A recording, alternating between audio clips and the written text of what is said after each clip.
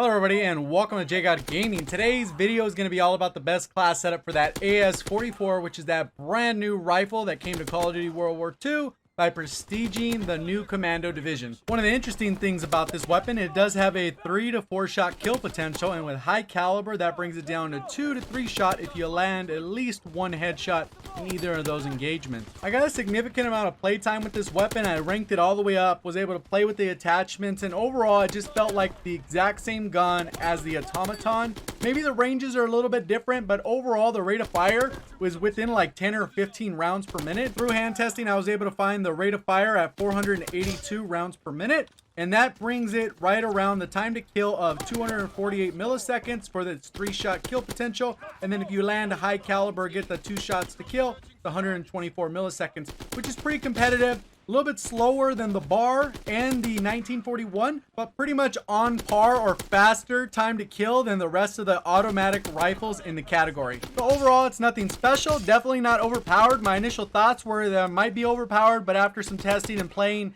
it's just an average rifle in the game. So for the class setup, I was playing a little bit around with that Commando Division using Blitzkrieg, Escalation, and then for the actual class setup, I was using Advanced Rifling, that high caliber, and I was using a reflex sight just because I wasn't a huge fan of those iron sights. And then my lethal was that little sticky nade, and then they force you to have that paratrooper insert. If I was going to run my main class setup as far as expeditionary goes, I would have actually dropped high cal for extended magazines, because I wouldn't be able to use that escalation if I'm going to be running Blitzkrieg. So that is the change I would make for those S-Mines, Expeditionary, Blitzkrieg, and then I'd have the same class setup, but swapping out that high caliber for the extended mags, so I can go from 30 all the way up to 45, since I wouldn't be getting that escalation bonus where it automatically refills my magazine. So hopefully you enjoyed the video so far. I'm going to go into a gameplay breakdown. If you did enjoy the video, or you decide to stay around and enjoy any of the tips, remember to hit that like button. I do have a goal for this video of 300 likes. If we can get there, I'd be very appreciative of that. Also, if you're brand new to the channel, I typically cover Call of Duty news, in-game updates, best class setups, other videos about tips to improve, and subscriber breakdowns. So if any of that sounds interesting to you, make sure you hit that subscribe button with notifications on. So here's the part of the video where I typically go into a gameplay and I kind of walk you through my thought process on how I'm utilizing the weapon and how I'm taking advantage of the specific class setup. A majority of the time when you look up a best class setup, what you're going to see is someone just absolutely go off and murder an entire lobby. And I'd like to do that too, but ideally I want to walk you through the thought process, which is a lot of times lost in those videos. So hopefully if you're new to the channel, you'll stick around, kind of listen to this part. This gives you the how with the what. Obviously the what is that best class setup. This is going to be the how part of it. So let's go ahead and get into the gameplay. Obviously some of it's gone in the background, but let's go ahead and kind of walk through it. The match started off a little bit slow. It was only 3 versus 3, and we ended up down. I ended up getting a few different kills here. And what you're going to notice, I try to get into a lot of these 3-shot kill ranges.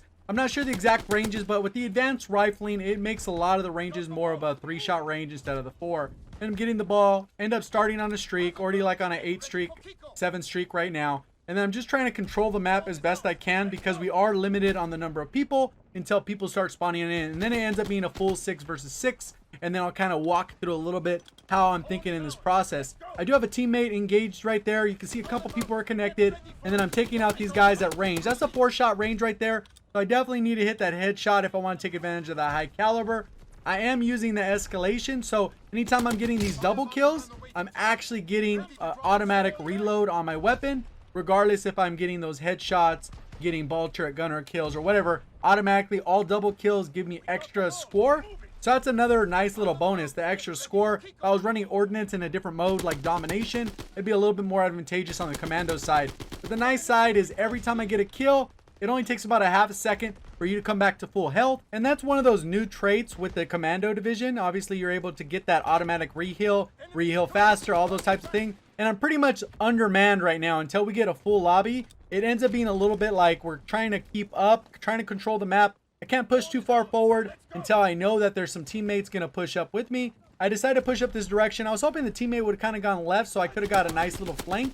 And then he ends up running back that way. He should have thrown the ball. It was a perfect opportunity to throw the ball. I kind of cut back, try and get a little bit of kills here, but I'm trying to get out of that situation because that's just a bad situation. I relocate to the middle of the map, get my paratroopers, and then I also have my firebombing run that I'm just kind of waiting on.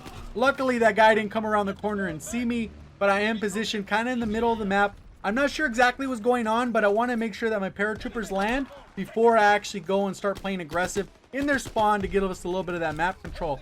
Unfortunately, I have more paratroopers on the ground than my teammates, and then I'm trying to cut back because the enemy team keeps scoring even though we're all in good position, or at least I was in a good position controlling the map as best I could. And then I go ahead and call my streak in. That guy was just sitting in the back, ends up killing me, so I got to kind of overcome that. Looking at what teammates are doing, they're just kind of all around the objective shooting the guy. I ended up getting the assist on that one. I wish I would have got the kill because obviously I'm running Blitzkrieg. I wanted to make sure I get those kills and not assist. Try to shoot the guy in the window, looking to see if the teammate's going to grab the ball, and then we can start pushing to the other side of the map. I did put up that fire on the left side, so it should be pretty open. Now I'm coming around this right side so I can clean up any little stragglers. Got my paratroopers in, and then pretty much I'm positioned so I can get a lot of those 3-shot kills from this range if they're right at the middle of that doorway. If they're further than that, it's going to be a 4-shot kill. So something you got to be aware of. You got to make sure you land the shots. Good thing with this gun, it has only vertical recoil. So pretty much you just aim at the wall. You'll see that you have that vertical recoil. It'll only go up. It doesn't do any side to side. You're going to see right now I've died a couple times, and then I end up going on a really long streak. And I'm talking like a 50+ streak. And I end up just kind of taking over the map as best I can with all my streaks. And we end up dominating. The second half is like night and day difference. Once I go ahead and get my streaks, I end up getting in a situation where I decide I need to go for the streaks and the win versus going for the V2. It ends up being really close to that V2 though. So right here we got that map control. I'm going on a streak heading into the second half because I want to make sure that I can do something, because what I've done so far isn't enough, and I basically feel like the ball turret gunner is gonna be the game changer that allows us to get in position to win the game. Right here I thought I was gonna be able to survive that. I just couldn't get out of the window quick enough. But you can see how I'm choosing the sight lines. I'm approaching these in ways that I've played this map before, especially if you followed the channel for a while. This one is a lot like the automaton, like I said. So you got to position yourself in those ways and then just kind of see where people are at. Right here I'm just kind of hold defense, play defense, and kind of see what happens. If you are enjoying the video so far, please remember to hit that like button. It is a goal of 300, so if you can help me get there, I'd be very appreciative of that. And anyone brand new to the channel, if you can go ahead and hit that subscribe button, ring that bell so you got those notifications on for all the future content that I've already kind of talked about. Let's go ahead and get into the second half. So for the second half, I basically start off with 1 kill from the first half because I wasn't able to make it out of that window. So I call in that recon as soon as I get closer to half map so I can go ahead and kind of position myself. Got missed over there by the throwing knife. I know this guy's in the window, and then I just continue to fire. At this range, it's right around that 3 to 4. It's very close. So I'm aiming for that 3-shot kill, trying to get as close to the window as possible. But right around that range, it's right where the cutoff is. So it's just at that edge where the weapon still feels pretty dominant. I'm looking at this right side because it looks like a lot of my team is in mid. So I'm just kind of rotating, looking at see what's going on. And I am already able to get that second recon. And since I have Blitzkrieg, those last a little bit longer. I'm just kind of holding up this right side, making sure we can get a little bit of map control. I do need to go on a streak to win. And I'm just paying attention to the mini map right here. You can see pretty much everyone's coming over that right side. Looks like my teammate pushed up a little bit on that right side. Looks like something could be happening on this left side because there is space. I peek over mid. It looks like we're starting to get that map control. Teammate ran up that right side, and I'm thinking about pushing up because at this point, you get to that close point where we do have a little bit of that map control. You can see we're still down 0 to 9. I end up missing a few of the shots there, and then I take that guy out as close as I can. End up getting a lot of assists right there just because I landed so many shots and my teammate finished it off. So I go ahead and wait it out a little bit. It looks like we're pushing as a front. But since I don't have S-mines, I don't have anyone to cover my back. So I'm just kind of being ultra cautious because right now we're not scoring. And if we don't score, we're not going to win. I end up getting that kill, a little bit of the cross map. I decided to take a different angle. Hopefully the guy was coming out. And luckily that guy who just ran right through mid, I ended up being perfectly fine. I see that they're pushing aggressively on the left side. So this is where I decide to make my move. I end up jumping up right here so I can get a good sight line into this left side. Looks like pretty much I'm the only one on the left side. I do have a couple teammates in mid, but no one's really watching this left side. I go ahead and back up a little bit so I can get this fire bombing run and cut off a portion of the map. I know kind of where the spawns are on this map because it is a 3-lane map like a lot of the maps. And I end up taking that flight path that I normally take with just my fighter plane and cut off that entire left side and make sure that I don't actually run through that again.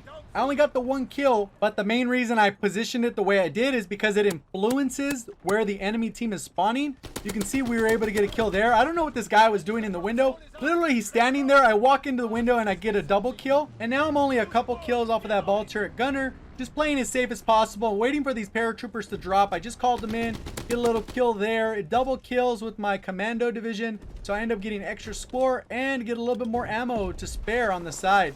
So I end up pushing around this left side, thinking that, hey, you know what? I need to come through this middle section. My teammate's covering the outside. We're just pre-aiming this. This isn't a good spot to stand, by the way. So if you do elect to stand in this location, your thought process should be that if I don't kill this guy instantly as they come around, I need to strafe to the left, because anyone on the head glitch, odds are they're going to win that gunfight. So I come around over here knowing that it's a little bit safer. Looking at what the minimap's telling me, I go ahead and try and get the guy at range. End up taking out the guy closer. The other guy was 4 shots to kill. The one close to me was 3 shots. End up destroying these dudes. Absolutely going off with the paratroopers. And now you can see we have the lead. We already scored that 7. And then I'm thinking, man, we need to put this away.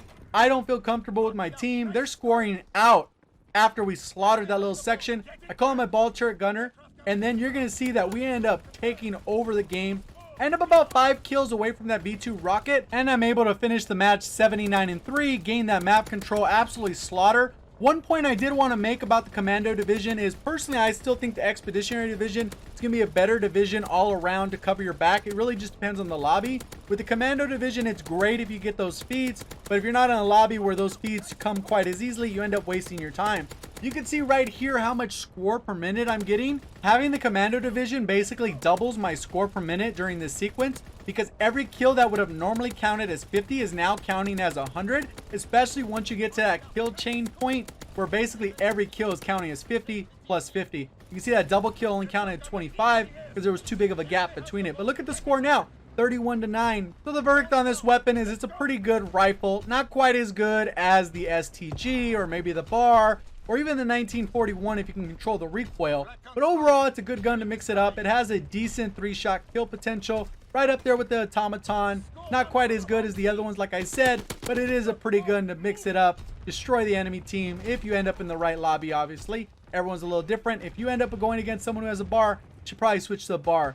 Especially if someone knows how to land those 3 shots, you're going to get absolutely melted because the rate of fire is significantly different. Hopefully you did enjoy the video. I'm going to give a quick shout out to my VIP members, and these are subscribers who support the channel on a monthly basis. If you want to end up on this list, go ahead and check out the description below. I can't tell you how much I appreciate all your guys' support on the channel. Thank you guys for watching, and as always, have a great day.